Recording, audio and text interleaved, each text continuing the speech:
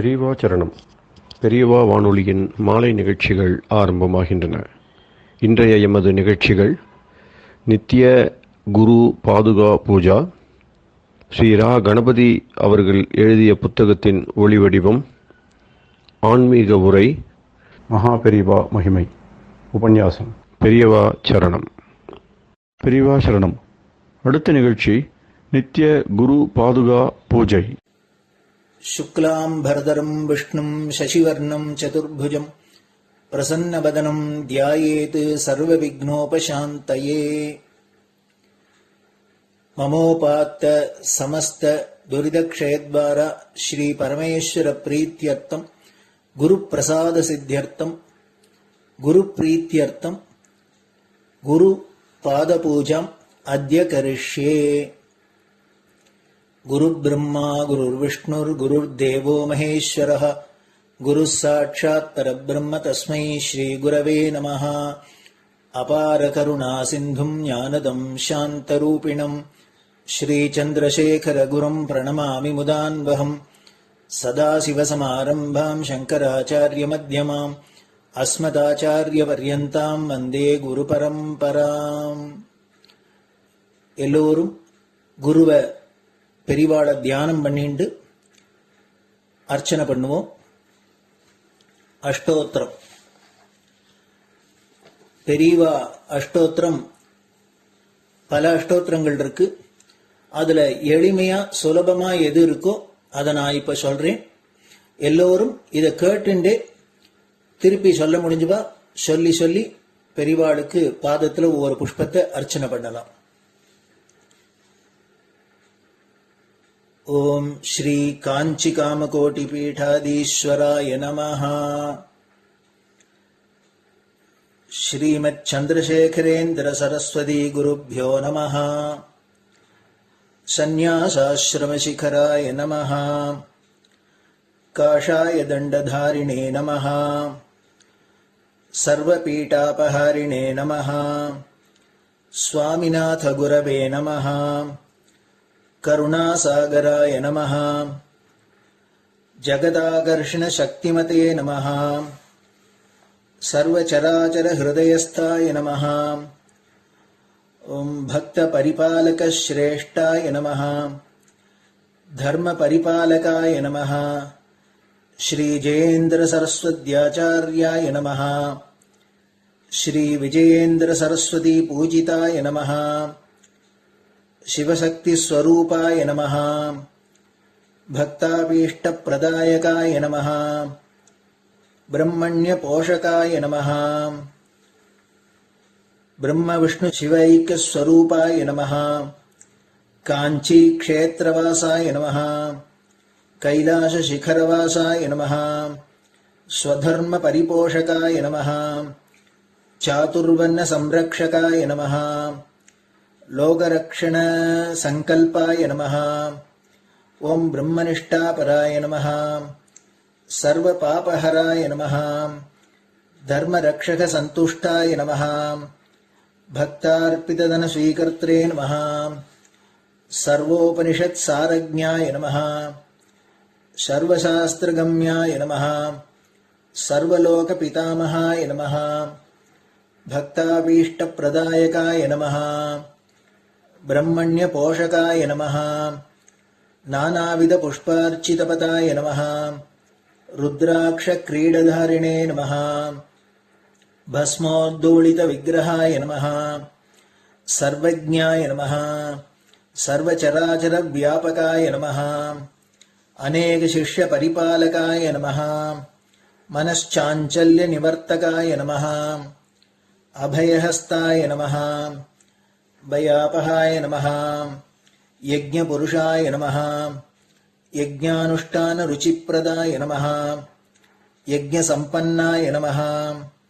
यज्ञसहायकाय नमः। यज्ञफलदाय नमः। यज्ञप्रियाय नमः। उपमानरहिताय नमः। स्फटिक तुलसी रुद्राक्ष हारधारिणे नमः। चातुर्वर्ण समदृष्टये नमः।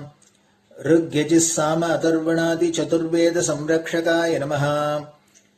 दक्षिणामूर्तिस्वरूपाय नमः जाग्रत् स्वप्न सुषुप्ति अवस्थातीताय नमः कोटिसूर्यतुल्यतेजोमय शरीराय नमः साधुसङ्गसंरक्षकाय नमः अश्वगज गोपूजा निर्वर्तकाय नमः गुरुपादुकपूजातुरन्तराय नमः कनकाभिषिक्ताय नमः स्वर्णबिल्वदलपूजिताय नमः सर्वजीवमोक्षदाय नमः मूकवाक्ताननिपुणाय नमः नेत्रदीक्षादानाय नमः द्वादशलिङ्गस्थापकाय नमः गानरसप्रियाय नमः ब्रह्मज्ञानोपदेशकाय नमः सकलकलासिद्धिताय नमः चातुर्वर्ण्यपूजिताय नमः अनेकभाषासम्भाषण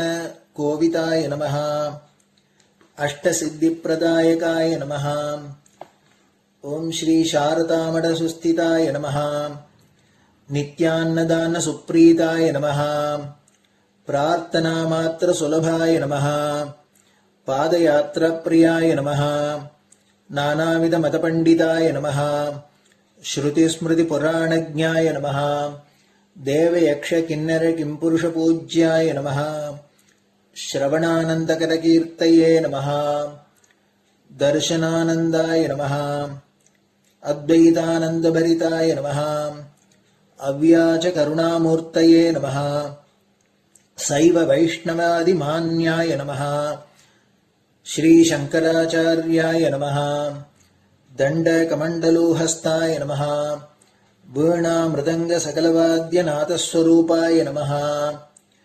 रामकथारसिकाय नमः वेदवेदाङ्ग आगमादिसकलकलासतस्प्रवर्तकाय नमः हृदयगुहाशयाय नमः शतरुद्रीयवर्णितस्वरूपाय नमः केदारेश्वरनाथाय नमः अविद्यानाशकाय नमः निष्कामकर्मोपदेशकाय नमः लघुभक्तिमार्गोपदेशकाय नमः लिङ्गस्वरूपाय नमः सालग्रामसूक्ष्मस्वरूपाय नमः कालड्यां शङ्करकीर्तिस्तम्भनिर्माणकर्त्रे नमः जितेन्द्रियाय नमः शरणागतवत्सलाय नमः श्रीशैलशिखरवासाय नमः डमरुकनादविनोदाय नमः वृषभारूढाय नमः दुर्मदनाशकाय नमः आभिचारिकदोषहर्त्रे नमः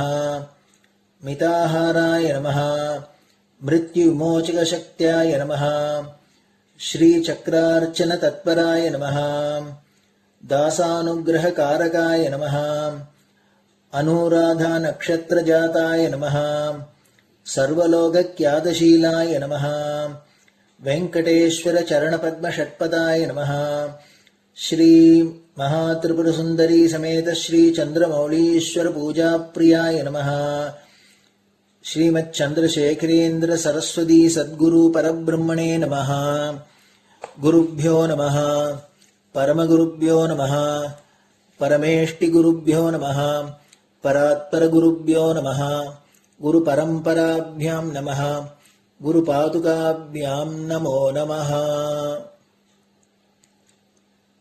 அடுத்தது ஊதுபத்தி இருந்தா அதை காமிச்சு தூபம், நெய் தீபம் இருந்தா காமிச்சு அதை நெய் தீபம் தீபம் காமிச்சுட்டு நைவேத்தியம் வெத்தலைப்பாக்கு பழம் இதுலேருந்து ஆரம்பிச்சு அவளுக்கு எது சௌரியமோ அதுபடி நைவேத்தியம் பண்ணலாம். அதுக்கு அடுத்தது கற்பூர ஹாரத்தி பண்ணி எல்லோரும் பிரதட்சிண நமஸ்காரம் பண்ணி பெரியவாள்கிட்ட பிரார்த்தனை பண்ணிண்டு எல்லோரும் க்ஷேமமா இருக்கணும், லோகம் பரம மங்களமா சௌக்கியமா இருக்கணும், எல்லோரும் வியாதி வெக்க இல்லாத ஆயுராரோக்கிய ஐஸ்வர்யத்தோட சாந்தம் அமைதியோட ஞான வைராக்கியத்தோட எல்லோரும் நல்லவர்களாயிருந்து நன்மையை அடையணும்னு பிரார்த்தனை பண்ணி இந்த பூஜையை தினம் செய்யலாம். குரு பிரம்மா குருர் விஷ்ணுர் குருர் தேவோ மகேஸ்வரः குரு சாட்சாத் பரபிரம்ம தஸ்மை ஸ்ரீ குரவே நமஹ. அபார கருணா சிந்தும் ஞானதம் சாந்தரூபிணம் ஸ்ரீ சந்திரசேகர குரும் பிரணமாமி முதான்வகம். சதாசிவசமாரம்பாம் சங்கராச்சாரிய மத்யமாம் அஸ்மதாச்சாரிய பர்யந்தாம் வந்தே குரு பரம்பராம். குரு பாத பூஜை நிறைவடைஞ்சது. பெரியவா சரணம். பெரியவா சரணம். பெரியவா வானொலியில் நேயர்கள் அடுத்து கேட்க இருப்பது ஸ்ரீ ரா கணபதி அவர்கள் எழுதிய புத்தகத்தின் ஒளி வடிவம். அளிப்பவர் ஸ்ரீமதி உமா சங்கர் அவர்கள். தேனினும் இனிய சொல்லான் தீச்சுடர் மேனி கொண்டான் ஊனுயிர்க்குயிரதான ஒன்றினைக் கலந்து நின்றான் ஏனினிக் கவலை நெஞ்சே இன்றுனக் அருள் செய்தான் இஞ்ஞானவான் காமகோட்டி நாதனை நம்புவோமே. ஜெய ஜெய சங்கர, ஹரஹர சங்கர. மகாபெரிவாளின் உபன்யாசங்களை ரா கணபதி அண்ணா தெய்வத்தின் குரல் என்ற பெயரில் 7 பாகங்களாக தொகுத்து அளித்ததின் 6ஆம் பாகத்தின் அடுத்த பகுதி சௌந்தர்ய லகரி. என்னையும் அருள் நீராட்டிவை அன்னையே. மீனாட்சியை நினைத்ததை அடுத்து இந்த ஸ்தோத்திரத்திலே ரொம்பவும் நெஞ்சை தொடுவதாக உள்ள ஸ்லோகங்களில் ஒன்று அம்பிகையின் கட்டாட்சத்தை மனமுருகி பிரார்த்திப்பதாக வருகிறது. ஸ்லோகம் 57. அம்பாளுடைய கண்களிலிருந்து பொங்குகிற கட்டாட்ச அமிர்தம் ஆச்சாரியாளிடம் பூர்ணமாக பொலிந்து கொண்டிருந்த போது அவருடைய வாக்கிலிருந்து அமிர்தமாக பொங்கி வந்த ஸ்லோகம் இது. ஆனால் இதில் உன் கட்டாட்சம் என்னிடம் பொங்கி வந்து தங்கி இருக்கிறது என்காமல் மிகவும் தீனமாக அந்த கடைக்கண் தமக்கும் கூட கிட்டணும் என்றே வேண்டுகிறார். தமக்கு கிட்ட வேண்டும் என்று மட்டுமில்லை, தமக்கும் கூட கிட்ட வேண்டும் என்கிறார். ஒரே நைச்சியமாக பக்தியிலும் ஞானத்திலும் காரிய சக்தியிலும் கவிதா பிரதிபையிலும் சிகரமாக இருந்தும் துளி கூட அகம்பாவமே இல்லாத நம்ம ஆச்சாரியாள் வாஸ்தவத்தில் பகவத் தர்சனத்திலும் பகவத் அனுபவத்திலும் திளைத்துக் கொண்டிருந்த அநேக மகான்கள், நாயன்மார், ஆழ்வார் போன்றவர்கள் இந்த நாயேனுக்கும் தரிசனம் கிடைக்குமா என்று நிறைய புலம்பி பாடியிருப்பதை பார்க்கிறோம். ஏன் இப்படி இருக்கிறதென்றால், அந்த மாதிரி தர்சனம் கிட்டாத நமக்கு அது கிட்டுவதற்காக எவ்வளவு தாபமாக புலம்பணுமோ அப்படி பண்ண தெரியவில்லை. அதனால் நாம் பாபத்தை கழித்துக் கொள்வதற்காக தாபத்தோடு புலம்பினாலே அருள் பண்ணுவது என்று வைத்துக் கொண்டிருக்கும் பகவானே, இவாளுக்கு புலம்பவும் தெரியலையே, அதனால் நாமே சொல்லிக் கொடுப்போம் என்று நினைக்கிறான். நன்றாக அவனை அனுபவித்தவர்கள் மூலமே அவன் தன் அருள்வாக்கை வெளிப்படுத்துவான். ஆதலால் அப்படிப்பட்ட அவனை அனுபவிக்கிற மகான்களின் வாக்கு மூலமே நம்மை போன்றவர்கள் புலம்ப வேண்டியதற்கான மாடல் வாக்கை பிறப்பிக்கிறான். இங்கே அப்படித்தான் ஆச்சாரியாளை அம்பாள் பாட வைத்திருக்கிறாள். திருஷா திராகீயஸ்யா தரதலித நீலோத்பல ருச்சா தவீயாம் சம்தீனம் ஸ்னபய கிருபயா மாமபி சிவே அனேனாயம் தன்யோ பவதி நச்சத்தே ஹானீரியதா வனே வா ஹர்மியே வா சமகர நிபாதோ ஹிமகரகா. திருஷா என்று ஆரம்பிக்கிற வார்த்தை திருஷ்டியை சொல்கிறது. கண்ணால், பார்வையால் என்று 2 அர்த்தமும் எடுத்துக் கொள்ளலாம். அம்பாளின் கண்ணை, பார்வையை தான் குறிப்பிடுகிறார். திராகீயஸ்யா, திராகீயஸ்யா மற்ற எதையும் விட நீண்டது என்று கம்பேரிட்டிவ் டிகிரியில் சொல்வது. திராகீயஸ் ஒரு இடத்தில் இருந்து கொண்டு மற்ற இடத்திற்கு பரவுவதாக லோகத்தில் உள்ள சகலத்தோடும் கம்பேர் பண்ணினால் அவை எல்லாவற்றையும் விட தீர்க்கமானது அம்பாளின் பார்வை என்கிறார். திருஷா திராகீயஸ்யா என்றால் ரொம்ப ரொம்ப தூரம் சென்று விழக்கூடிய கட்டாட்சத்தினால் என்று அர்த்தம். நீண்ட கண்களிலிருந்து நீண்ட தூரம் பரவும் கட்டாட்சம். கண் நீண்டிருப்பதை உத்தம ஸ்திரீ லட்சணமாக சொல்வார்கள். ஒரு அம்மாக்காரிக்கு குழந்தை எப்போதும் தன் கண் பார்வைக்குள்ளேயே இருக்க வேண்டும் என்று இருக்கும். அடிக்கொரு தரம் வந்து வந்து அது தூளியில் இருந்தாலும் வாசலில் இருந்தாலும் கொல்லையில் இருந்தாலும் பார்த்து கொண்டிருப்பாள்.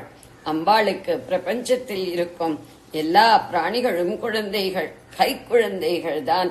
பெரிய பெரிய காரியம் சாதித்தவர்கள், அகடவிடம் விகடம் செய்கிறவர்கள் எல்லோரும் கூட அவளுக்கு பச்சை குழந்தைகள் தான்.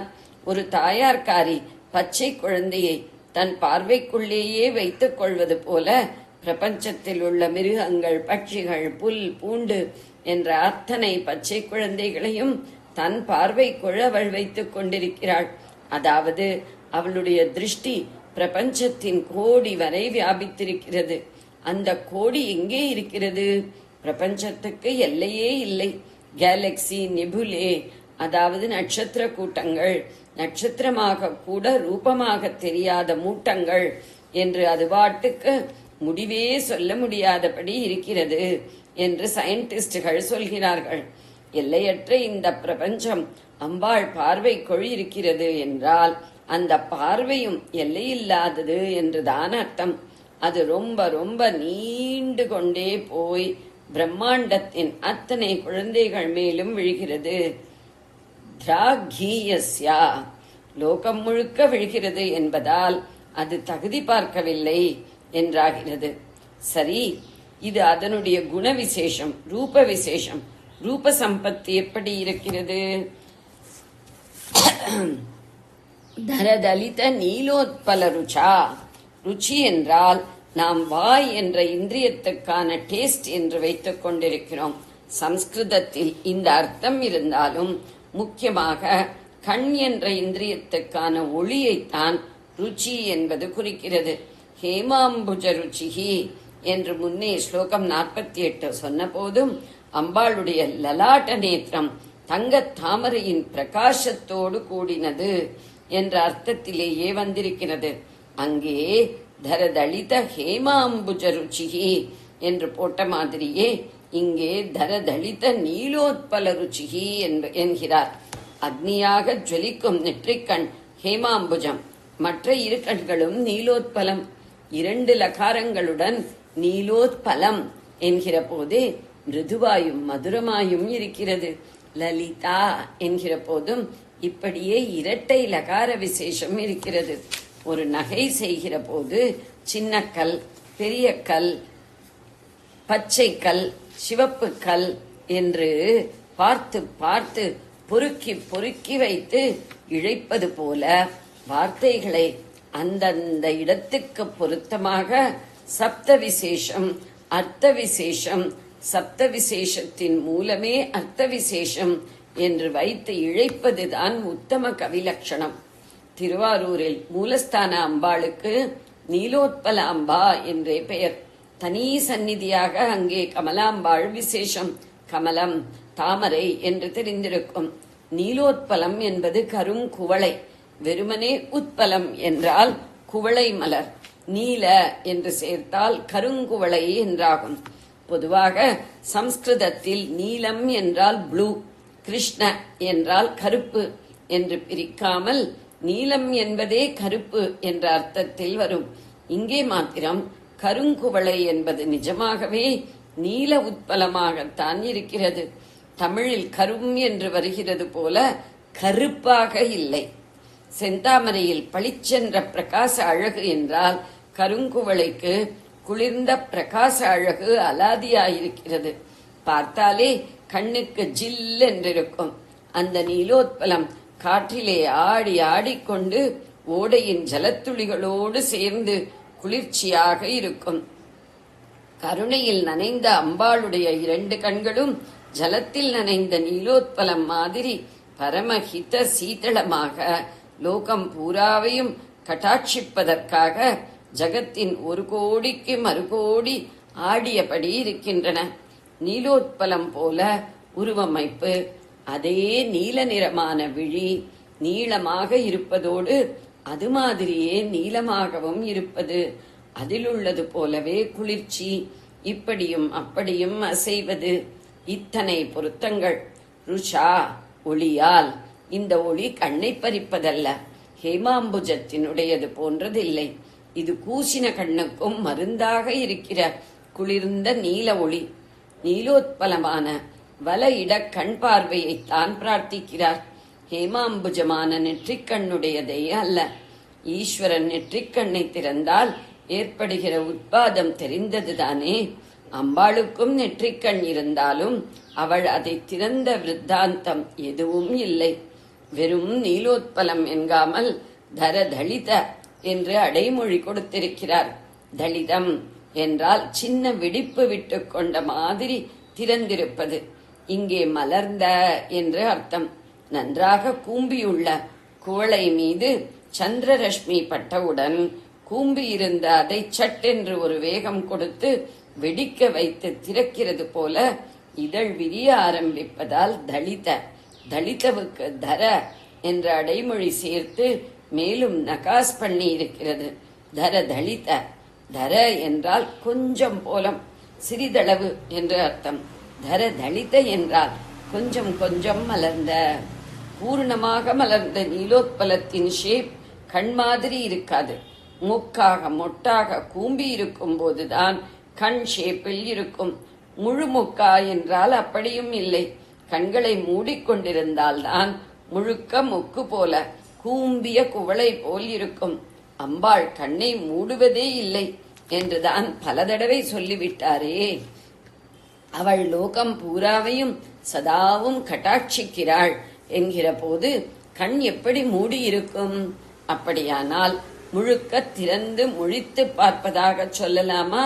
ஓஹோம், அதுவும் சரியாய் வராது.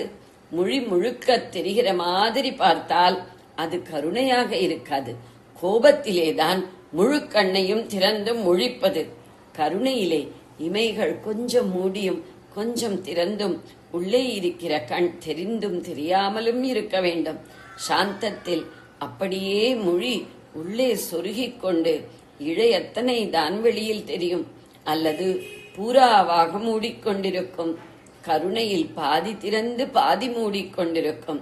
அம்பாள் பரமகருணையாக திருஷ்டியை செலுத்தும் போது இப்படி கொஞ்சம் மலர்ந்து கொஞ்சம் மலராத நீலோத்பலமாக அவள் கண் இருப்பதைத்தான் தரதளித்த நீலோத்பல ருச்சா என்கிறார்.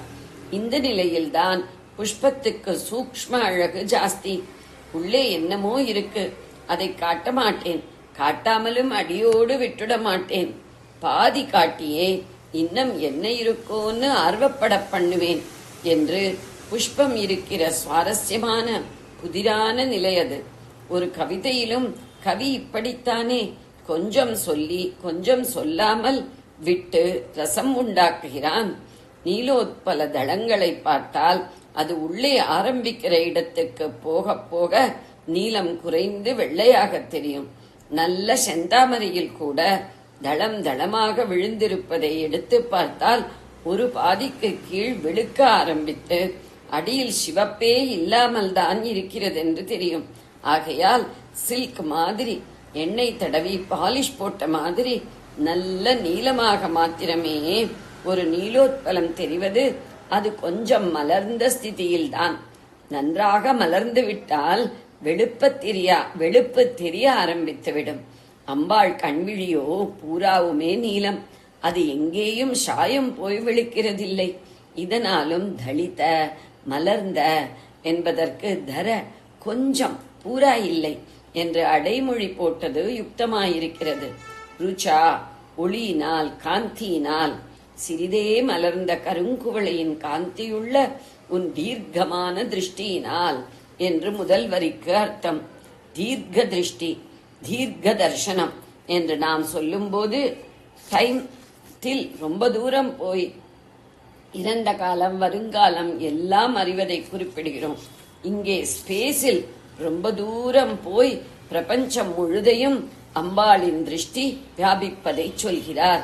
திருஷா ராகீயஸ்யா தரதளித நீலோத்பல ருச்சா. ஜெய ஜெய சங்கர, ஹர ஹர சங்கர. பெரியவா சரணம். இந்நிகழ்ச்சியின் அடுத்த பகுதி நாளை மாலை இதே நேரத்தில் ஒளிபரப்பாகும். பெரியவா சரணம். பெரியவா சரணம். பெரியவா வானொலியில் நேயர்கள் அடுத்து கேட்க இருப்பது திரு கவிக்கண்ணன் அவர்களின் ஆன்மீக உரை.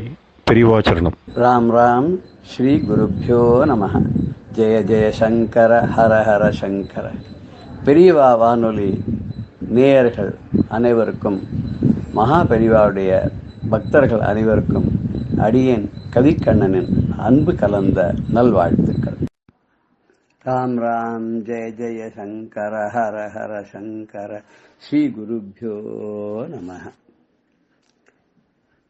இன்னைக்கு நம்ம சிறு பாடலோட தொடங்கி சுப்பிரமணிய புஜங்கத்துல 18வது ஸ்லோகத்துக்குள்ள போக போறோம்.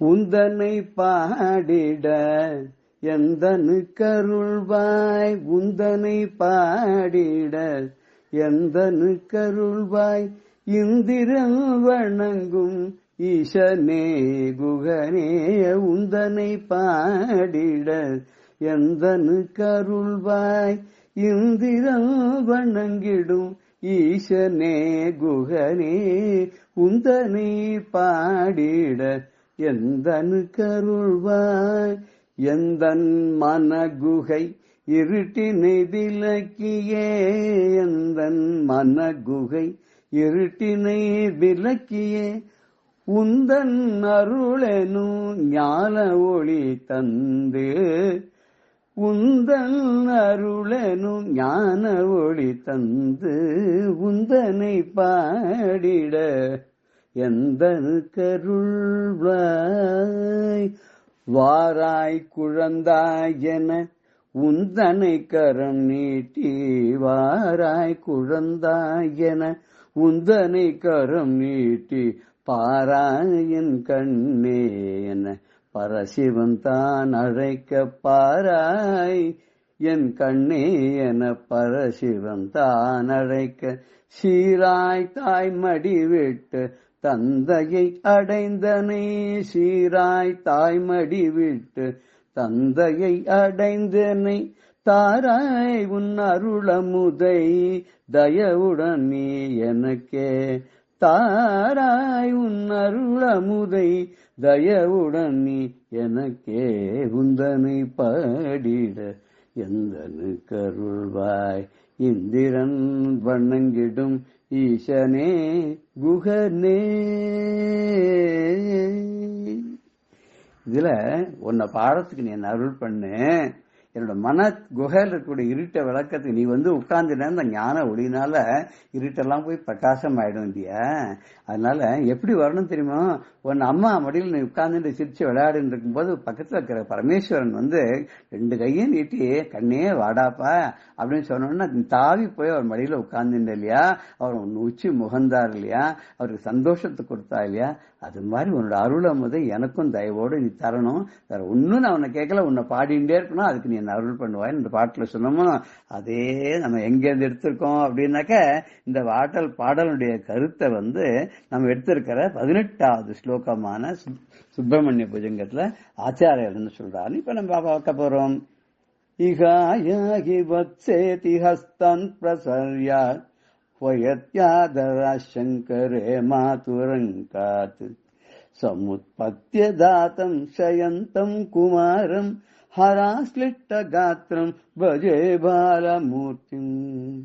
இக ஆயாகி வத்ச இதி ஹஸ்தான் பிரசார்யா ஆஹ்வயாத்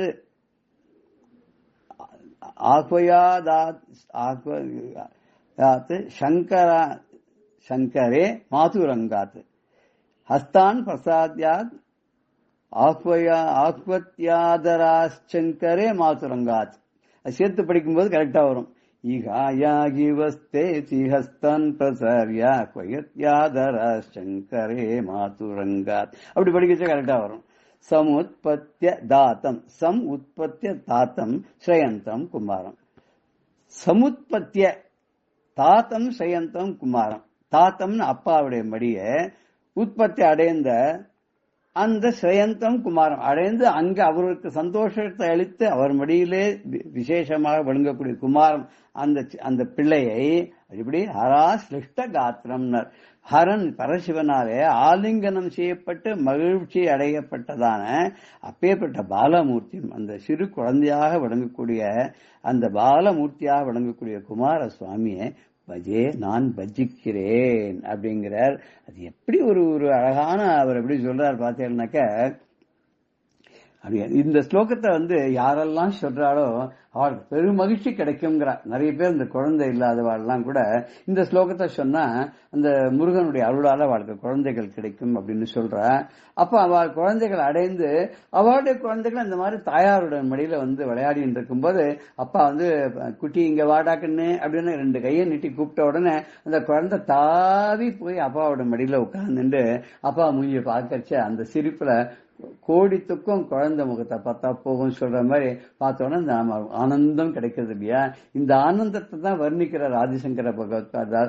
அம்மா மடியில விளையாடி கொண்டிருந்த ஏ குமாரா, ஏ முருகா, ஏ பால சுப்பிரமணியா, நீங்க வாடாப்பா கண்ணு என் செல்லமே அப்படின்னு 2 கையை நீட்டி ஒரு தந்தையாக இருக்கக்கூடிய அந்த பரமேஸ்வரன் வான்னு உன்னை கூப்பிட்ட உடனே நீ என்ன பண்ண? ஒரு நிமிஷம் அம்மா மூஞ்சியை பார்த்த, அப்பா மூஞ்சி அப்புறம் பாக்குற, திருப்பி அம்மா மடியை பாக்குற போட்டுமான்னு கேட்கற மாதிரி இருக்கு, அப்பா மடியை பாக்குற வரணுமான்னு கேட்கற மாதிரி இருக்கு. நீ திருப்பி அம்மா மடியை பார்க்கும்போது இல்லம்மா எனக்கு இங்கதான் சௌக்கியமா இருக்கு, நான் இங்கேயே இருக்கட்டுமான்னு கேட்கறாப்புல இருக்கு.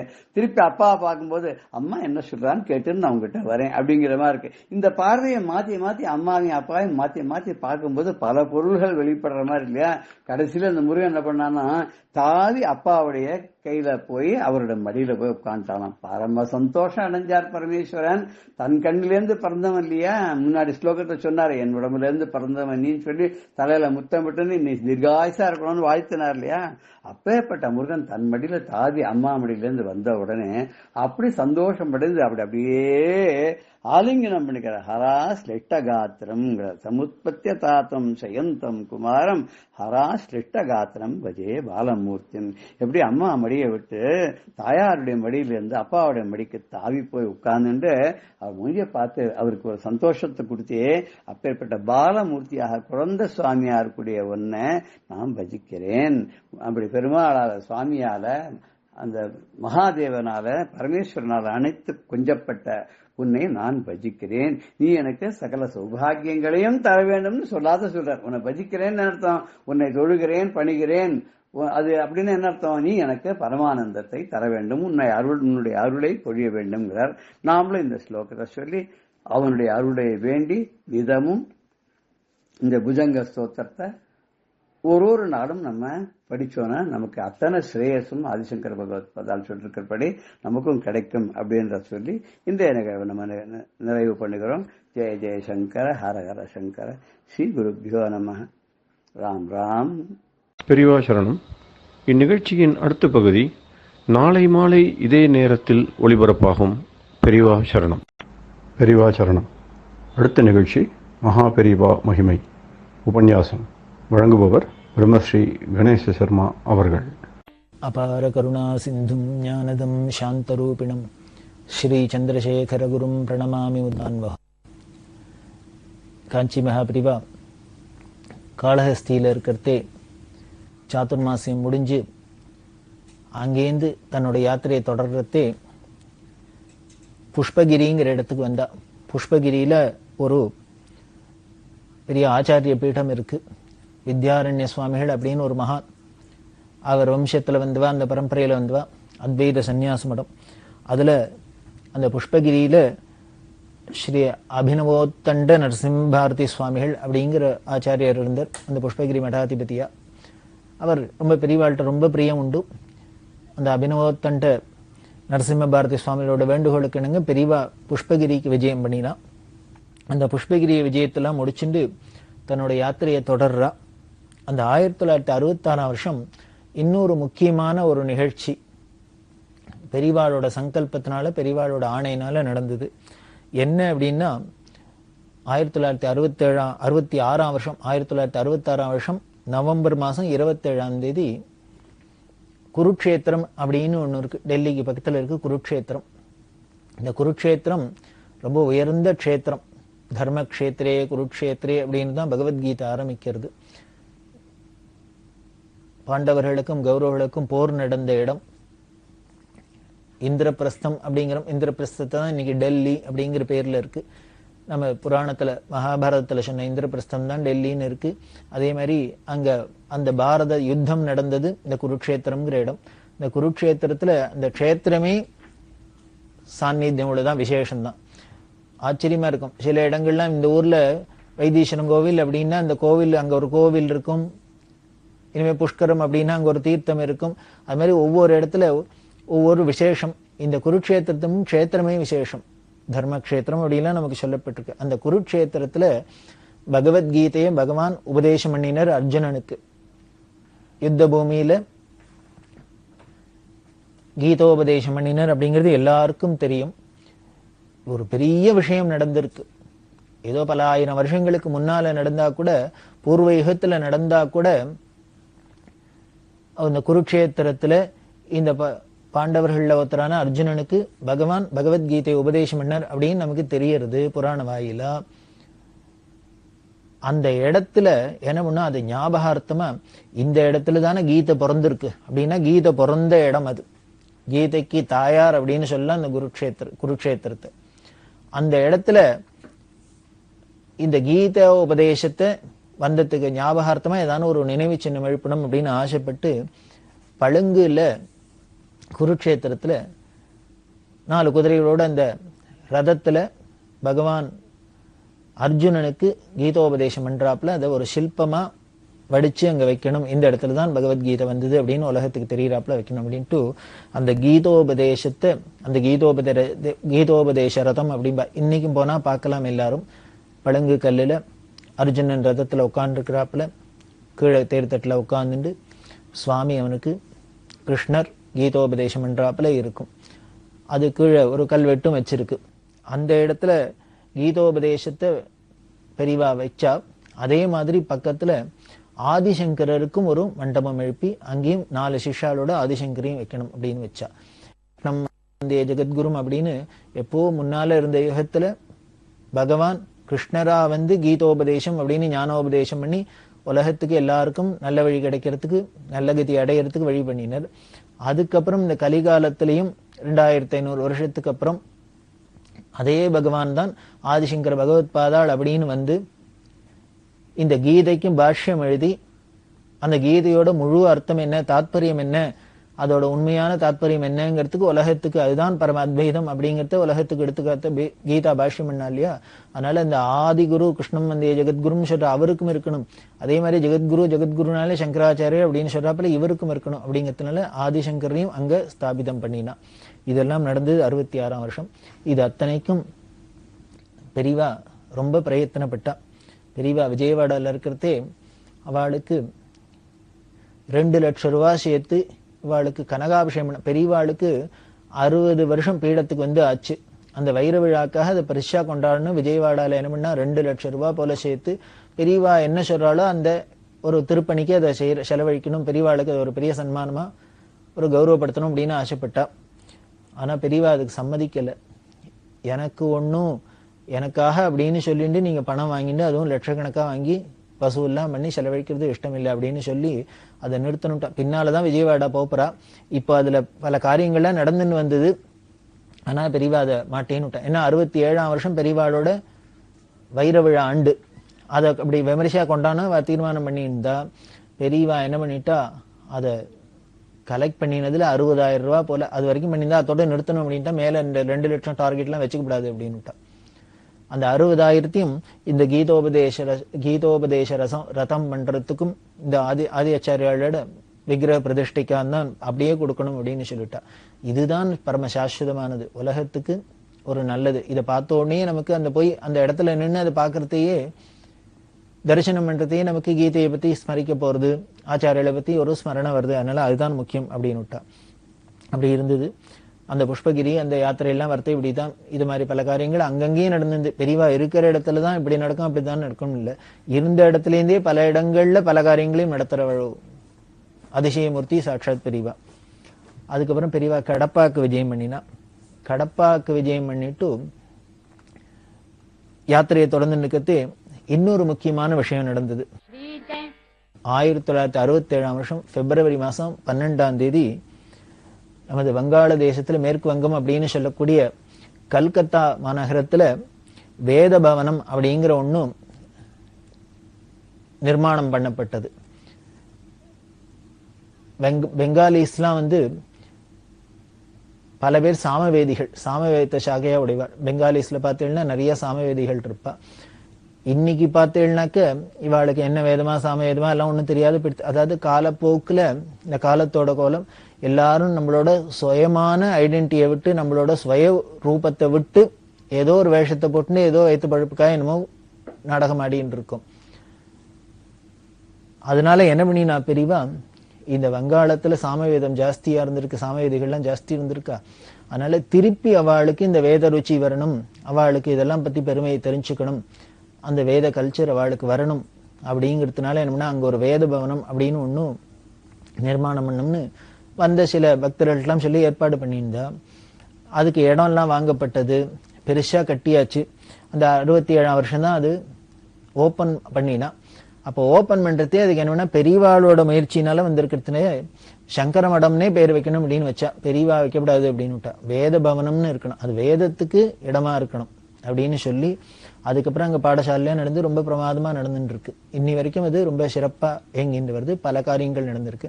அந்த வேத பவனம் வரத்துக்கு அந்த இடத்துலதான் வரத்துக்கு எப்படிலாம் நடந்துன்னா ஆச்சரியமா இருக்கும். அது ஒரு வங்காளத்தார்ட்ட சொந்தமான இடம். அதை இந்த கமிட்டிக்காரெல்லாம் வாங்கணும் அப்படின்னு தீர்மானம் பண்ணியிருந்தா. அந்த இடமா இருந்தா பரவாயில்லன்னு சொல்லி பெரிய அபிப்பிராயப்பட வாங்கலாம் அப்படின்னா அவர் தர சம்மதிக்கல. அவர் தர சம்மதிக்காத இருக்கிறதே ஒரு நாளைக்கு கல்கத்தால காளிதான் விசேஷம் அம்பாள்.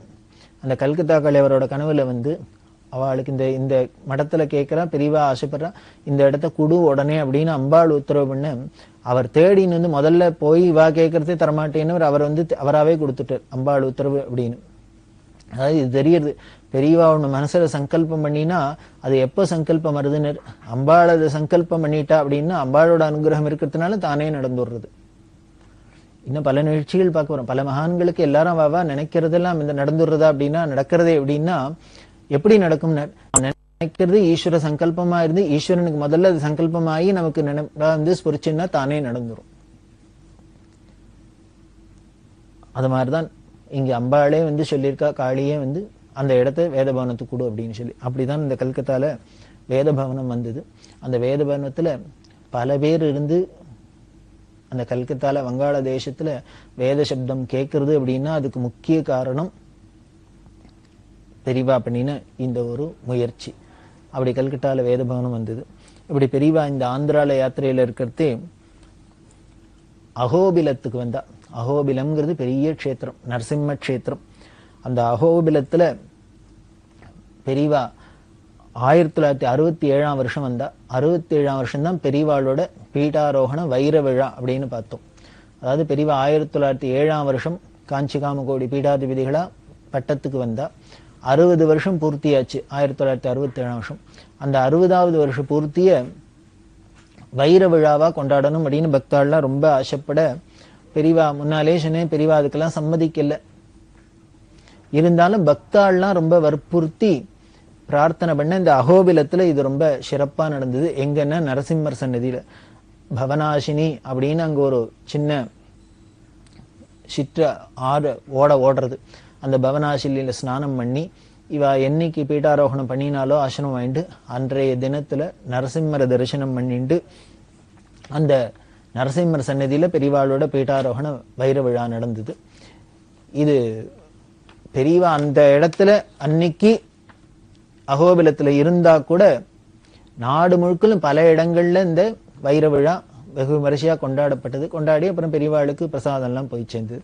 அதுக்கப்புறம் அகோபிலத்திலேருந்து பெரியவா அகோபிலத்துல இருக்கிறதே பெரியவா ரொம்ப ஆனந்தமா இருந்திருக்கா. இன்னைக்கும் பார்த்தீங்கன்னா அது ரொம்ப வனாந்தரமா தபஸ்க்கு முக்கியமான இடமா இருக்கு. பிரஹ்லாத வரதர் அப்படின்னு அந்த நரசிம்மர் இருக்கு. பிரஹ்லாத சுவாமிக்கு எப்படி அனுகிரகம் பண்ணினர், அதே மாதிரி ஹிரண்யகசிபு எப்படி வதம் பண்ணினர், இந்த நிகழ்ச்சிகள்லாம் நடந்த இடமா அங்க சொல்லப்படுறது. ரொம்ப சிரமமா தான் போய் அங்க தரிசனம் பண்றாப்புல இருக்கும். அப்ப ஏற்பட்ட இந்த அகோபிலத்துல பெரியவா பீட்டாரோகண வைர விழா அந்த சன்னதியில நரசிம்மன் சன்னதியில நடந்தது. அதுக்கப்புறம் யாத்திரையை தொடர்ந்து வந்தா ஆர்லகட்டா அப்படிங்கிற இடம். இந்த ஆர்லகட்டாக்கு வந்த பெரியவா அங்கேருந்து மகாநந்திங்கிற இடத்துக்கு வந்தா. இந்த மகாநந்தியில பார்த்தீங்கன்னா பூமியில ஆவடையார் இல்லாத ஒரு 20 சென்டிமீட்டர் உசரத்துக்கு ஒரு லிங்கம் இருக்கும். அந்த லிங்கத்துக்கு முன்னால பெரிய நந்தி, பெரிய நந்தி, மகாநந்தின்னு ஊருக்கு பேருக்கு ஏத்தாப்புல பெரிய மகாநந்தியா இருக்கும். பக்கத்துல ஒரு குளம், ஸ்படிகம் மாதிரி இந்த குளம் இருக்கும். எந்த காலத்திலும் வத்தாத ஒரு குளம். அந்த குளத்தோட ஒரு ஓரத்துல பார்த்தீங்கன்னா இன்னொரு நந்தி இருக்கும். அந்த நந்தி வாய் திறந்திருக்கும். அந்த நந்தி வாய் வழியால ஜலம் வந்துட்டே இருக்கும். குழாயில பைப்புல டேப்ல வராப்புல இந்த நந்தி வாய் வழியால இந்த ஜலம் வந்துட்டே இருக்கும். அந்த நந்தி வாயிலேருந்து வர ஜலம் தான் இந்த குளமா ரொம்பிண்டே இருக்கு. இப்படி 24 ஹவர்ஸும் இந்த நந்தி வாயிலேருந்து ஜலம் கொட்டின்னு இருக்கோம் இல்லையோ. அப்ப இந்த குளம் ரொம்பி ரொம்பி வழியணுமோ இல்லையோ, வழியவே வழியாது. அதோட வாட்டர் லெவல் அப்படியே இருக்கும், பழுங்கு மாதிரி இருக்கும். அதுக்கு ஆராய்ச்சி எல்லாம் பண்ணி பார்த்திருக்கா. இந்த இத்தனுடைய நந்தி வாயிலேருந்து ஏதோ டியூப்ல தண்ணி கொட்டுறாப்புல கொட்டுறது. இந்த நந்தி வாய் வழியால எப்படி தண்ணி வருது அப்படின்லாம் பார்த்தாக்க என்னெல்லாமோ பண்ணி பார்த்திருக்கா. எங்கேருந்து வருது என்னன்னு இந்த ஊத்து எங்கேருந்து இருக்குன்னு கண்டுபிடிக்க முடியல. அப்படி ஒரு அதிசயமான இடம் மகாநந்திங்கிற இந்த க்ஷேத்திரம். நந்தி வாயிலேருந்து தண்ணி கொட்ட அதுல அங்க தரிசனம் பண்ணிட்டா. அங்க ஒரு அம்பாள் சன்னதி இருக்கு. அந்த இடத்துல ஒரு ஸ்ரீ சக்கரம் இருக்கு. அந்த ஸ்ரீ சக்கரத்தை ஆதிசங்கர பகவத்பாதால் பிரதிஷ்டை பண்ணினதா அங்க உள்ள வெள்ளம் சொல்றா. அது அப்படி அம்பாள் முன்னால ஸ்ரீ சக்கரத்தோட ஆச்சாரிய பிரதிஷ்டை பண்ணது அப்படின்னா ஆச்சாரியாலும் இந்த தரிசனம் பண்ணியிருக்கலாம். எப்போ பெரியவா போய் தரிசனம் பண்றாளோ ஆச்சாரியாலும் தன்னோட யாத்திரையில பண்ணியிருக்கலாம் அப்படின்னு தெரியுது. இந்த மகாநந்தி அப்படிங்கிறது பார்த்தீங்கன்னா ஒரு 15 கிலோமீட்டர்ல அந்த மகாநந்தியை சுத்தி 9 நந்தி க்ஷேத்திரம் இருக்கு. நந்திக்கே ரொம்ப விசேஷமான க்ஷேத்திரம் 9 நந்தி க்ஷேத்திரம். அது என்னென்ன அப்படின்னா பத்மநந்தின்னு ஒரு க்ஷேத்திரம், நாகநந்தி, விநாயக நந்தி, கருட நந்தி, பிரம்மநந்தி, சூரியநந்தி, விஷ்ணு நந்தி, சோமநந்தி, சிவநந்தி அப்படின்னு 9 நந்தி க்ஷேத்திரம். இது எல்லாமே சேர்ந்தது இந்த மகாநந்தி அப்படிங்கிறது. அந்த மகாநந்தியில பெரியவா என்ன பண்ண சொன்னா ஒரு சதச்சண்டி யாகம் பண்ண சொன்னா. ஏன்னா அந்த அம்பாள் சந்நிதி ரொம்ப விசேஷமா இருக்கு. அதுல ஆச்சாரியால் பிரதிஷ்டை பண்ணினதா சொல்லப்படுற ஸ்ரீசக்கரம் இருக்கிறதுனால அந்த இடத்துல சதச்சண்டி ஹோமம் பண்ணணும் அப்படின்னு பெரியவா சொல்லி அங்க சதச்சண்டி யாகம் நடந்தது. பெரியவாளோட பீடாரோகண வைர விழாவும் இருக்கு. இதை ராஜ்யமா வச்சு அங்க ஒரு சதச்சண்டி நடந்தது. அதுக்கப்புறம் இந்த மகாநந்தி தரிசனத்தை முடிச்சுன்னு நந்தியால்ங்கிற இடத்துக்கு வந்தா. அங்கேருந்து கர்னூல்லேருந்து பெரியவா சிவராத்திரியை உத்தேசிச்சு ஸ்ரீசைலத்துக்கு வந்தா. ஸ்ரீசைலம் அப்படிங்கிறது ரொம்ப வசந்த க்ஷேத்திரம். ஸ்ரீசைலத்தோட பெருமையை நமக்கு புராண இதிகாச வாயிலெல்லாம் ரொம்ப தெரிஞ்சுக்கலாம். ரொம்ப அவசியம் எல்லாரும் தரிசனம் பண்ண வேண்டிய க்ஷேத்திரம். அதுவும் சிவராத்திரிக்கு ஸ்ரீசைலத்துல தரிசனம் பண்ணும் அப்படின்னு ஒரு சம்பிரதாயம் இருக்கு. சிதம்பரம் அப்படின்னா ஆருத்ரா தரிசனம்னா சிதம்பரத்துல நடராஜாவை போய் தரிசனம் பண்றது. கார்த்திகை தீப தரிசனம் அப்படின்னா திருவண்ணாமலையில போய் தரிசனம் பண்றது. அப்படிங்கிறாப்புல மகாசிவராத்திரினா எங்க தரிசனம் பண்ணணும்? ஸ்ரீசைலத்தை தரிசனம் பண்ணணுமா. அந்த ஸ்ரீசைலம் அப்படிங்கிறது ஆந்திரால இருக்கிறது. அது என்ன அப்படின்னா சேஷாச்சலம் அப்படின்னே அதுக்கு பேரு. ஆதிசேஷன் பாம்பு தானே. இந்த ஆதிசேஷன் எப்படி இருக்குன்னு வடக்கு தெற்கா நமது பாரத தேசத்துல இப்படி படுத்துட்டு இருக்காரு. பார்த்தீங்கன்னா இந்த கர்னூல்லேருந்து ஆரம்பிச்சு இந்த பக்கம் சித்தூர் வரைக்கும் பெரிய மலை, தொடர்ச்சி மலை. அது ஆதிசேஷன் அப்படின்னு சொல்லப்படுறது. இந்த ஆதிசேஷன் தெற்கு வடக்கா படுத்துட்டு இருக்கார். இந்த தெற்கு பக்கத்துல இருக்கிறதுல 7 தலையோட படுத்துட்டு இருக்காராம். அந்த 7 தலை இருக்கிற அந்த தெற்குல தலைபாகத்துலதான் வெங்கடேஷ பெருமாள்னு சுவாமி இருக்கார், வெங்கடாச்சலபதி இருக்கார். சேஷாச்சலம் அப்படின்னு தானே சொல்றோம். அந்த சேஷாச்சலத்துல பார்த்தீங்கன்னா 7 மலை அப்படிங்கிறோம். அந்த ஆதிசேஷனோட 7 தலையுமே 7 மலையா நமக்கு இன்னைக்கு உருவகப்படுத்தி தெரியறது. அதுல இந்த தலையில பெருமாள் இருக்கார். இதுக்கு கால் நடு பக்கத்துல பார்த்தீங்கன்னா அந்த அகோபிலம் நரசிம்ம சுவாமி இருக்கார். டெயில் அப்படின்னு சொல்லிட்டு வால் பகுதி கடைசியில பார்த்தீங்கன்னா வடக்கு பகுதியில பரமேஸ்வரன் இருக்கார், மல்லிகார்ஜுனேஸ்வரர் அப்படின்னு. சுவாமி பேர் மல்லிகார்ஜுனேஸ்வரர், அம்பாள் பிரமராம்பிகா அப்படின்னு. பிரமரம்னா வண்டா இருந்து வந்து அம்பாள் ஒரு அசுரனை கொண்டதா அங்க அந்த புலாரணங்களாம் சொல்லப்படுறது. பிரமராம்பிகே அம்பாள் இருக்கா, சுவாமி பரமேஸ்வரன் இருக்க. இப்ப பாருங்க ஆதிசேஷன்ல தலையில பெருமாள் இருக்கார், நடுப்புற நரசிம்மர் இருக்கார், வால்ல பரமேஸ்வரன் இருக்கார். அதனால சேஷாச்சலம் அப்படின்னு பேரு. இங்க பார்த்தீங்கன்னா ஸ்ரீசைலம் அப்படிங்கிறோம். இந்த இடத்துல வால் பகுதியில் இருக்கிறது. அதே தலைப்பகுதியில் இருக்கிற அந்த இடத்த பார்த்தாக்க என்ன சொன்னோம்னா இதே பேரை தான் சொல்றோம். என்ன பண்ணோம்னா திருமலைங்கிறோம். திருமலைன்னா என்ன, ஸ்ரீசைலம்னா என்ன, ரெண்டும் ஒண்ணு தானே. இதை சமஸ்கிருதத்துல சொல்றோம், அதை தமிழ்ல சொல்றோம். திருமலைன்னு இங்க சொல்றோம், அதுல பெருமாள் இருக்கார். அதையே அங்க ஸ்ரீசைலம்னு சமஸ்கிருதத்தை சொல்றோம், அங்க பரமேஸ்வரன் இருக்கு, மல்லிகார்ஜுனேஸ்வரர் இருக்கு. அந்த ஸ்ரீசைலம்ங்கிறது அப்படி ஒரு பெரிய விசேஷமானது. மருத மரம் அப்படிங்கிறது இங்க ஸ்தல விருட்சம், காடு. மருதம் அப்படின்னு ஒரு மரம். அந்த மருத மரத்தை ஸ்தல விருட்சமாக கொண்டு 3 மருத கஷேத்திரம் அப்படின்னு நமக்கு தேசத்துல, நம்ம பாரத தேசத்துல முக்கியமா சொல்லியிருக்கு. அதுதான் அர்ஜுனம் அப்படின்பா. அர்ஜுன விருட்சம் அப்படிங்கிறது தமிழ்ல மருத மரம் அப்படின்னு சொல்றது. இங்க தமிழ்நாட்டுல பார்த்தீங்கன்னா கோயம்புத்தூர் மருதமலை அப்படின்னே ஒண்ணு இருக்கு. அந்த மருத மரம் அர்ஜுன விருட்சம். அந்த அர்ஜுன விருட்சத்தை கொண்டது ஸ்தல விருட்சமாக கொண்டு 3ன்னு சொன்னோம். இங்க ஸ்ரீசைலத்துலதான் மல்லிகார்ஜுனம் அப்படின்னு. இதே தெற்க வந்தேன்னா திருநெல்வேலி ஜில்லால புடார்ஜுனம் அப்படின்னு ஒண்ணு இருக்கு. அதாவது கடையில இருக்கிறது, கீழே இருக்கிறது புடார்ஜுனம் அப்படின்னு ஒரு க்ஷேத்திரம். இது ரெண்டுத்துக்கும் நடுப்புற இருக்கிறது தஞ்சாவூர் ஜில்லால மத்தியார்ஜுனம் அப்படின்னு, திருடை மருதூர் அப்படின்னு பேர் சொல்றோம்.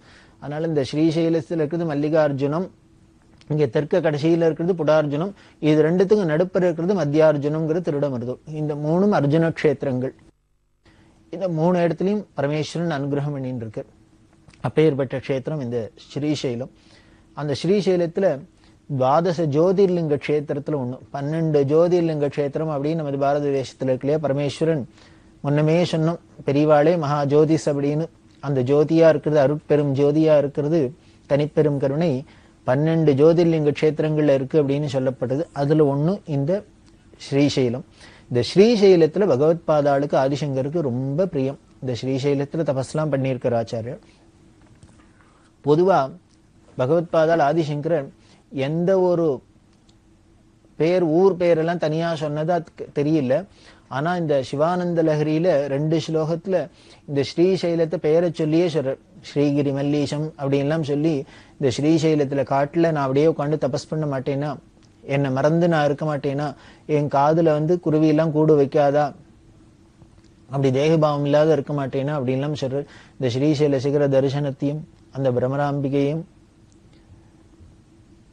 இந்த மல்லிகார்ஜுனேஸ்வரும் பகவத் பாதாள் ரொம்ப ஸ்லாகிச்சு சொல்றா. இதுல இருந்து தெரியுதா அவளுக்கு இந்த க்ஷேத்திரத்து மேலேயும் எவ்வளவு ஒரு பிரியம் அபிமானம் இருந்திருக்கு அப்படின்னு தெரியுது. அப்படி இல்லாம இருந்த இடம் இந்த ஸ்ரீசைலம். அங்க பெரியவா சிவராத்திரி தரிசனத்துக்காக வந்தா. அதே மாதிரி கிருஷ்ணா நதி அப்படிங்கிற நதி இந்த ஸ்ரீசைலத்துல இருக்கு. அந்த ஸ்ரீசைலத்துல 900 படி இறங்கி கீழே போய் கிருஷ்ணா நதியை ஸ்நானம் பண்ணணும். ஸ்ரீசைலம் டேம் அப்படின்னு ஒரு ப்ராஜெக்டே நாம கேள்விப்படுறோம். அது இல்லாம அங்கதான் இருக்கு. 900 படி இறங்கி போய் நம்ம ஸ்நானம் பண்ணணும் அப்படின்னா, அந்த 900 படி இறங்கி போய் ஸ்நானம் பண்ணி சிவராத்திரியில பெரியவா தரிசனம் பண்ணிட்டா அந்த ஸ்ரீசைலத்துல. அந்த ஸ்ரீசைலத்துல பக்கத்துல ஆடகேஸ்வரம் அப்படின்னு ஒண்ணு இருக்கு. அந்த ஆடகேஸ்வரத்துல கல்லால விருட்சம் அப்படின்னு ஒண்ணு இருக்கு. ஆல விருட்சம், அது கல்லால விருட்சம் அப்படின்னு சொல்லுவா. இந்த கல்லால விருட்சத்துக்கு அடியில தான் உட்கார்ந்துட்டு ஆதிசங்கர பகவத் பாதாள் தபஸ் பண்ணினதா நமக்கு சங்கர விஜயங்கள்லாம் சொல்றது. பெரியவா அந்த ஸ்ரீசைலத்துக்கு போயிருக்கிறதே இந்த கல்லால விருட்சத்துக்கு அடியில உட்கார்ந்துண்டு ஒழிஞ்ச போதெல்லாம் பெரியவா நிறைய நேரம் தியானத்துல இருக்கா, ஜபத்துல இருந்திருக்கா.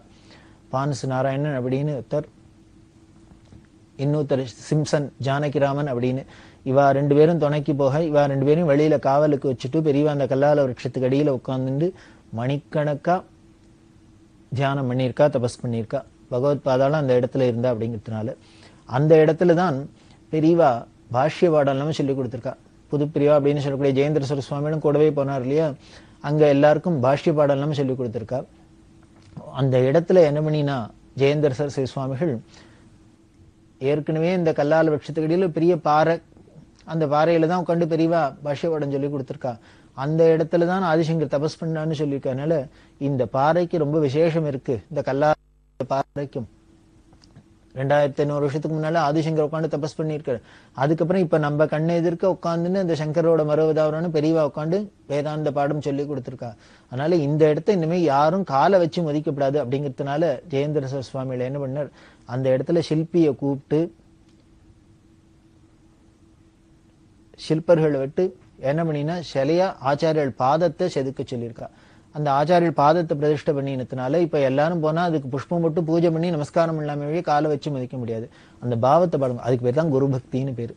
பகவத் பாதாள் தபஸ் பண்ணின இடம், பெரியவாளான குருநாதரான பெரியவா உட்கார்ந்துட்டு பாஷ்ய பாடம் சொன்ன இடத்த இன்னொருத்தர் போய் காலை வச்சு மதிக்கப்படாது அப்படிங்கிறதுனால அந்த இடத்துல பாதுக பிரதிஷ்டியா பண்ணி பாத பிரதிஷ்டியா பண்ணி ஜெயேந்திர சுவாமிகள் அந்த குரு பக்தியை உலகத்துக்கு எடுத்து காமிச்சா அப்படின்னு தெரியுது. அதெல்லாம் இந்த ஸ்ரீசைலத்துல இருக்கிறது. அந்த ஹாடகேஸ்வரத்துல இந்த கல்லால விஷயத்துக்கு பக்கத்துல பாலதாரா பஞ்சதாரா அப்படின்னு 2 நீர் ஓடுறது ரொம்ப ரம்யமா இருக்கும். நீர் ஓடைக்கும் அதுக்கும் அந்த இடத்துல தான் இருந்தா. அங்க இன்னொன்னும் சாட்சி கணபதி அப்படின்னு ஒரு கணபதி இருக்கு. அந்த சாட்சி கணபதி ஸ்ரீசைலத்துக்கு போறவாள்லாம் என்ன பண்ணும்னு போயிட்டு திரும்பி வரத்தையும் இந்த கணபதி கிட்ட சொல்லிட்டு தான் போனோம். பார்த்தேன்னா அந்த பிள்ளையார் கையில ஒரு ஓலைச்சுவடி எழுத்தாணியோட இருப்பார்.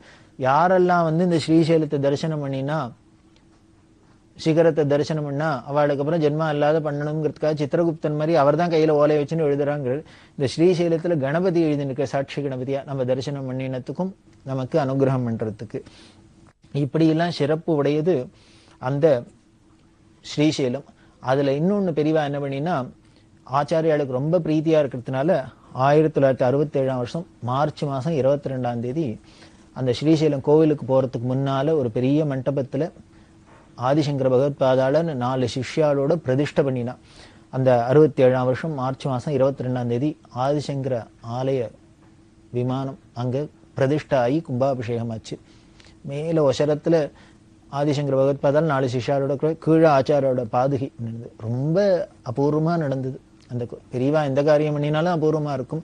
அதுவும் பகவத் பாதாளுக்கு பண்றா அப்படின்னா தன்னோட குருவுக்கு பண்றா அப்படின்னா அந்த பக்தியும் பாவமும் அவளோட காமிக்கிற ஸ்ரத்தையும் சொல்லி மாளாது. அப்படி பண்ணின அந்த கும்பாபிஷேகம். அப்படி இருக்க இந்த சிவராத்திரிக்கு மறுநாள் கல்யாண உற்சவம், இந்த கும்பாபிஷேகம் அதுக்கப்புறம் கல்யாண உற்சவம் நடந்தது. இதுக்கு பல பேர் பல எல்லாம் கைங்கெல்லாம் பண்ணியிருக்கா. இந்த ஸ்ரீசைலத்துல இருக்கிறதே இன்னும் என்னென்னலாம் நிகழ்ச்சிகள் நடந்தது, இன்னும் அபூர்வமான பல நிகழ்ச்சிகள் நடந்தது, அதெல்லாம் நாம தொடர்ந்து பார்ப்போம். பெரியவா சரணம். இந்நிகழ்ச்சியின் அடுத்த பகுதி நாளை மாலை இதே நேரத்தில் ஒளிபரப்பாகும். பெரியவா சரணம். பெரியவா சரணம். அடுத்த நிகழ்ச்சி திருவாசக இன்னிசை. வழங்குபவர் ஸ்ரீ சத்குருநாத தேசிகர் அவர்கள். பெரியவா சரணம். திருச்சிற்றம்பலம். திரு அம்மானை செங்கண் நெடுமாலும் சென்றிடந்தும் காண்பரிய செங்கண் நெடுமாலும் சென்றிடந்தும் காண்பரிய பொங்கு மலர் பாதம் பூதலத்தே போந்தருளி எங்கள் பிறப்பறுத்திட்டு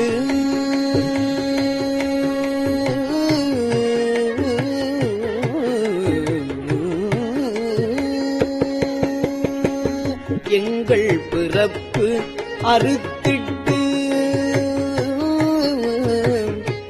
எந்தரமும் ஆட்கொண்டு எங்கள் பிறப்பறுத்திட்டு எந்தரமும் ஆட்கொண்டு தெங்கு திரள் சோலை தென்னன் பெருந்துறையான் அங்கணன் அந்தணனாய் அறைகூவி வீடருளும் அங்கருணை வார்கழலே பாடுதும் காணம் மானாய்.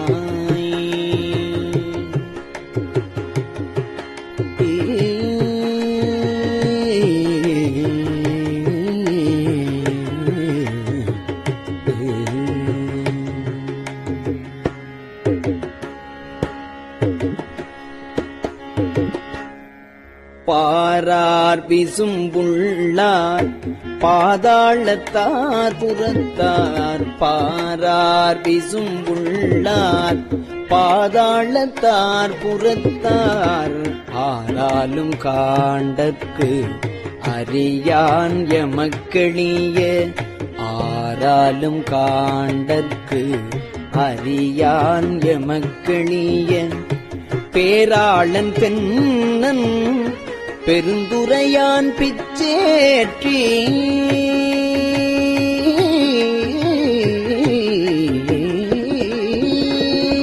பேராளன் தென்னன் பெருந்துரையான் பிச்சேற்றி வாரா வழியருளி வந்து என் உளம் புகுந்த ஆரா அமுதாய் அலைகடல்வாய் மீன் விசீரும் பேராசை வாரியனை பாடுதும் காணம்மானாய்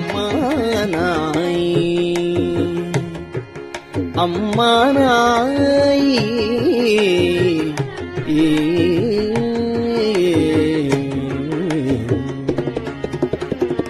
இந்திரனும் மாலையனும் ஏனோருவானோரும் அந்தரமே நிற்க சிவன் அவனி வந்தருளி எந்தரமும் ஆட்கொண்டு தோட்கொண்ட நீற்றனாய் எந்தரமும் ஆட்கொண்டு தோள்கொண்ட நீற்றனாய் சிந்தனையை வந்துருக்கும் சீரார் பெருந்துரையான் பந்தம் பரிய பரிமேற்கொண்டான் தந்த அந்தமிலானந்தம் பாடுதும் காணம்மானாய்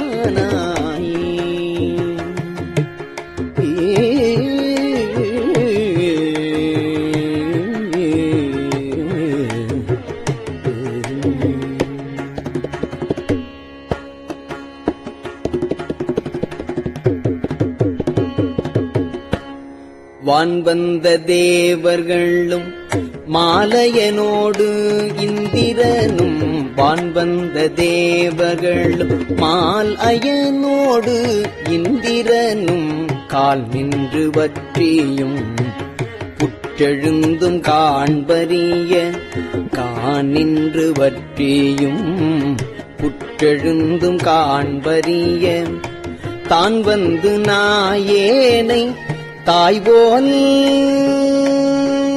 தான் வந்து நாயேனை தாய்போல் தலையளித்திட்டு உன்பந்து ரோமங்கள் உள்ளே உயிர்ப்பெய்து தேன் வந்து அமுதில் தெளிவில் ஒளி வந்த வான் வந்த வார்களே பாடுதும் கான் வான் வந்தவார்களே பாடுதும் காண்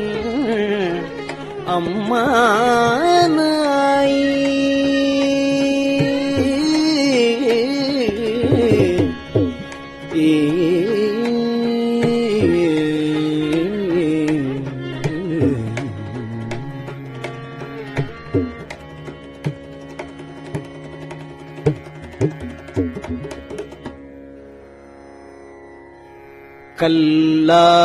கல்லாமனத்து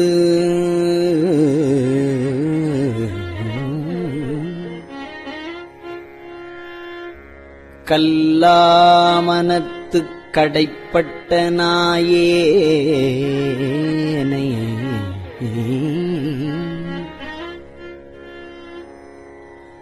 வல்லாளன் தென்னன் பெருந்துரையான் பிச்சேற்றி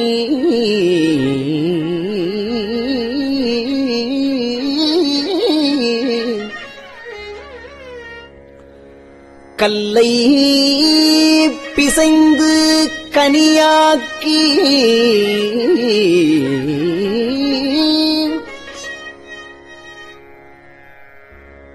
தன் கருணை வெள்ளத்து அழுத்தி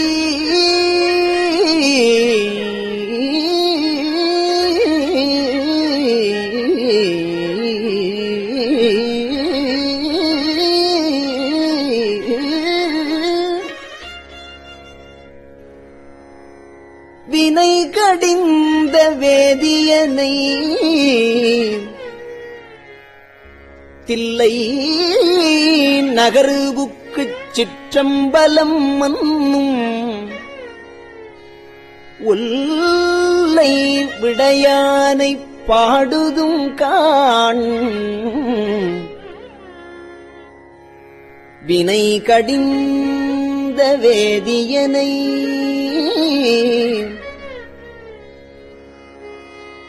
தில்லை நகருவுக்குச் சிற்றம்பலம் மன்னும்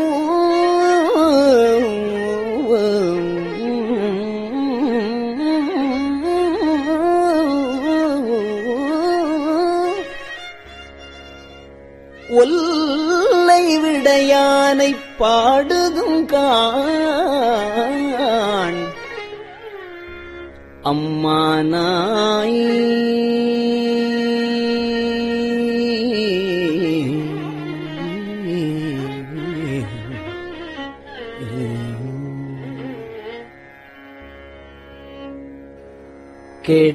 கேட்டாயோ தோழி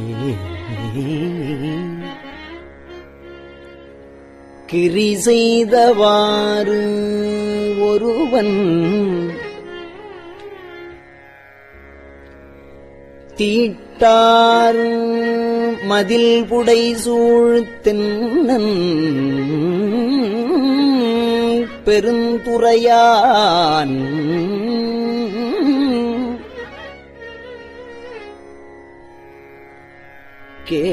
கேட்டாயோ தோழி கிரி செய்தவாறு ஒருவன்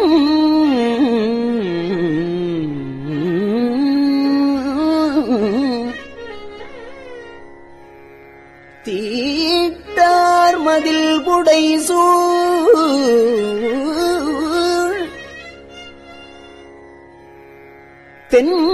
தென்னன் பெருந்துறையான்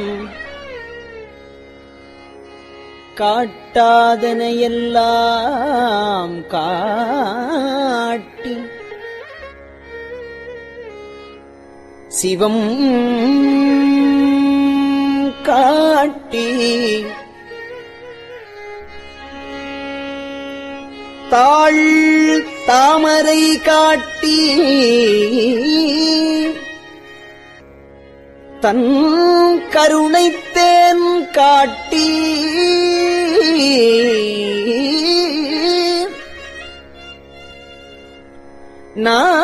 நாட்டார் நகை செய்ய நாம் மேலை வீடு எய்த ஆழ்தான் கொண்டு ஆண்டவா பாடுதும் காண் அம்மானாய்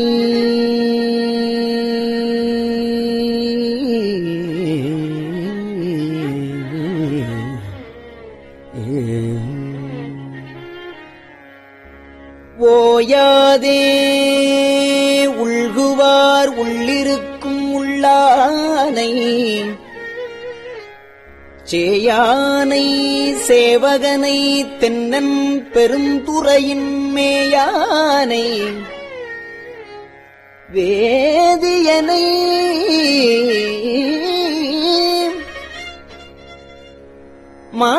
மாதிருக்கும் பாதியனை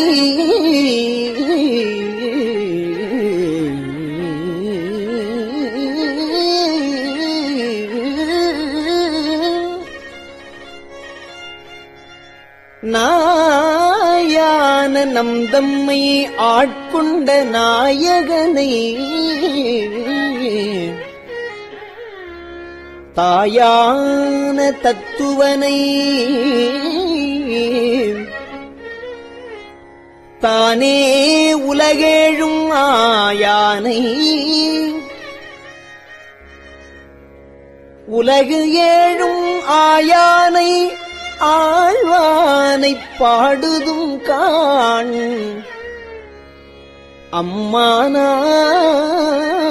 அம்மானாய்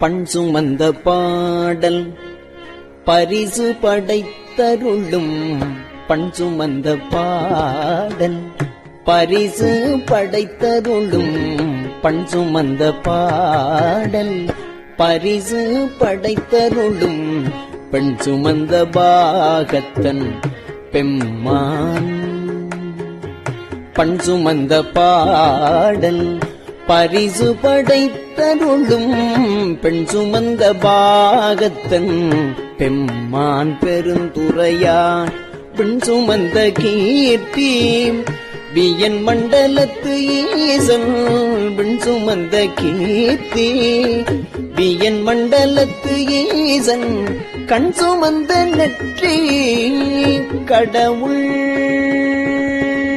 கண் சுமந்த நெற்றி கடவுள் கலிமதுரை மண் சுமந்து கூலி கொண்டு அக்கோவால் முத்துண்டு பொன் சுமந்த பொன்மேனி பாடுதுங்காள் அம்மானாய்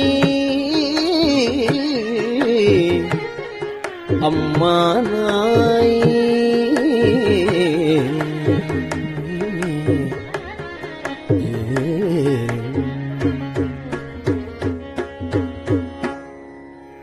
துண்டப்பிறையான் மறையான் பெருந்துறையான் கொண்ட புரிநூலான் கோலமாவூர்தியான் கண்டம் கரியான் செம்மேனியான் வெண்ணீற்றான் அண்ட முதலாயினான் அந்தமிலா ஆனந்தம்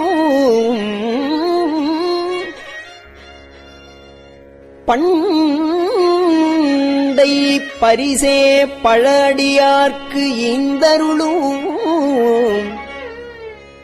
அண்டம் வியப்புருமா பாடுதும் காண் அம்மானாய்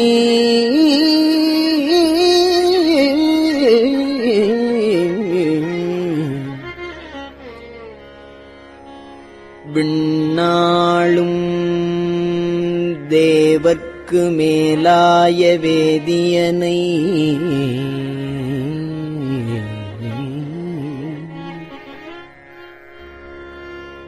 மண்ணாளும் மன்னவர்க்கு மாண்பாகி நின்றானை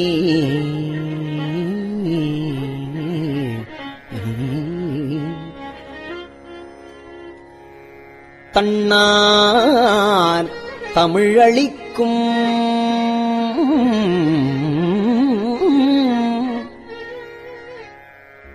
தன் பாண்டி நாட்டானை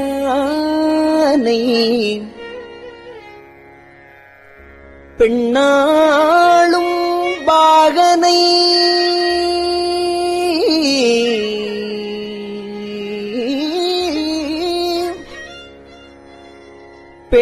பேணு பெருந்துறையில்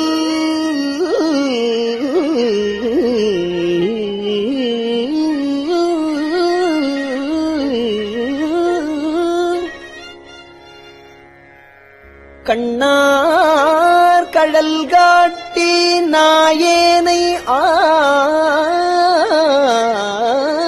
ஆட்கொண்ட அண்ணாமலையானை நாயேனை ஆட்கொண்ட அண்ணாமலையானை பாடுதுங்கான் அம்மானாய் பாடுதுங்காள்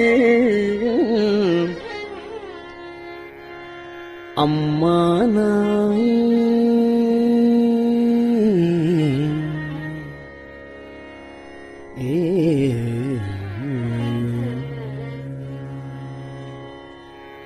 திருச்சிற்றம்பலம். பெரியவா சரணம். இந்நிகழ்ச்சியின் அடுத்த பகுதி நாளை மாலை இதே நேரத்தில் ஒளிபரப்பாகும். பெரியவா சரணம். பெரியவா சரணம்.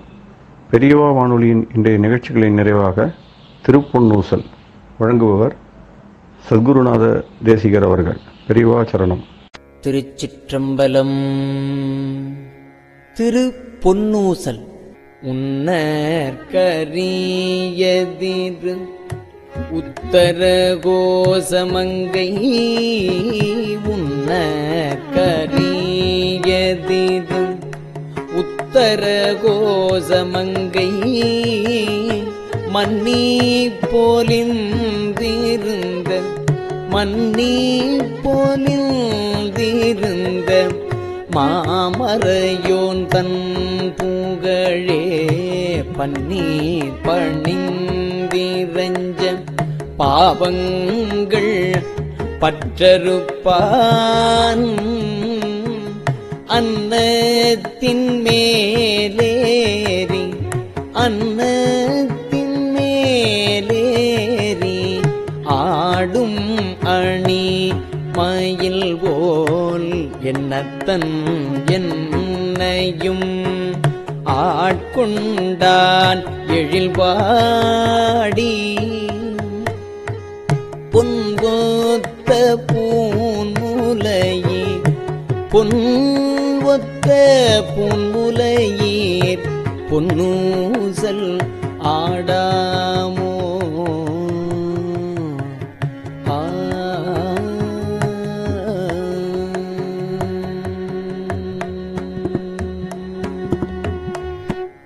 திருச்சிற்றம்பலம். கஞ்சிவய காமாட்சி தன் குழந்தாய் சங்கரரே கஞ்சிவய காமாட்சி தன் குழந்தாய் சங்கரரே குரு சந்திரசேகரரே உறங்கிடுவீர்களே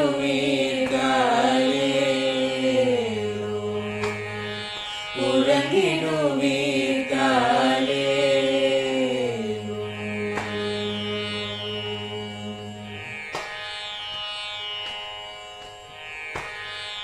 ஆதிகுரு சங்கரராய் அன்றொரு நாள் வந்தவரே அறுபத்து எட்டாகும் பீட்டபதி காலே ஏழுலகும் பூப்பவரே காப்பவரே கரப்பவரே எல்லோர்க்கும் அருள்பவரே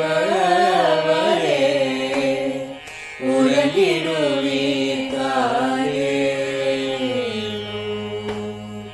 அயனுடனே மாலவனோ தேடிய பொற்பதத்தவரே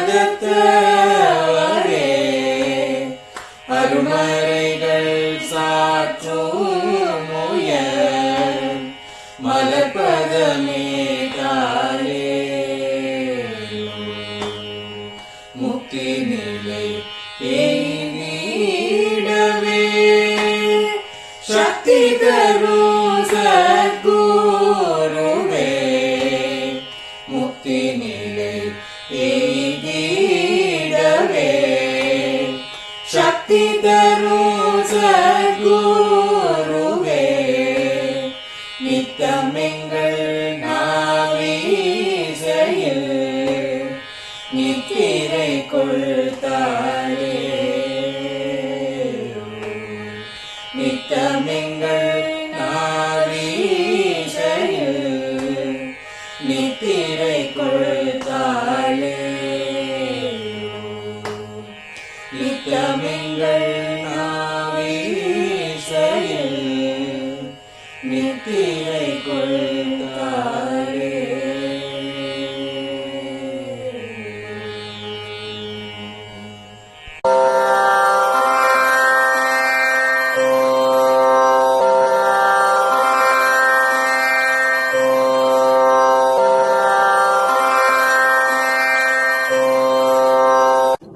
பெரியவாசரணம்.